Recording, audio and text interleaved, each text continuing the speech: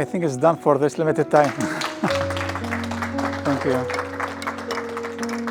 Thank you, guys. Thank you so much, guys. Thank you.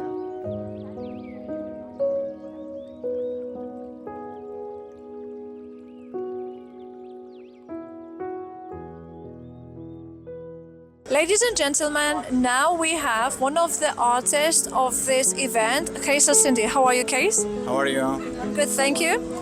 We're very happy to have you with us and very happy for you to be part of this event. Yeah, thank you. So today we have this beautiful painting behind us. Qais had a live painting this morning and he did this there and there.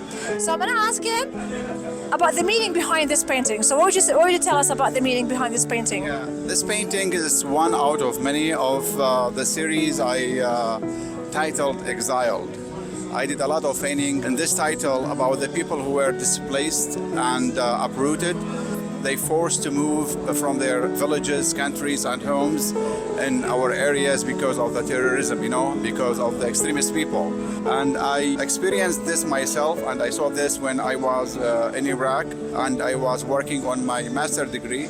It was about the Christian art in all churches and monasteries in Iraq, in which I have to travel to all, those cities and mathwatha and villages to check them out.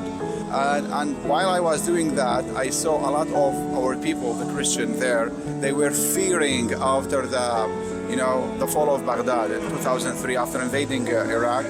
They were fearing that they will not living peacefully and securely in Iraq. And that happened right away before the sectarian violence that erupted in Iraq, That's why I focused on this issue. And in all my exhibitions, shows, conventions that I used to participate in, I focused, I shed the light on this issue. Yeah. I mean, this is such a beautiful piece of art, Qais, and what a meaningful story. So, is this painting for sale? Yes. Okay. I gave this as a gift to the foundation. Oh, for us? Yeah. Thank you so much. Yeah. I gave this for the foundation. I told Joseph this will be a gift, as a gesture of appreciation of this participation.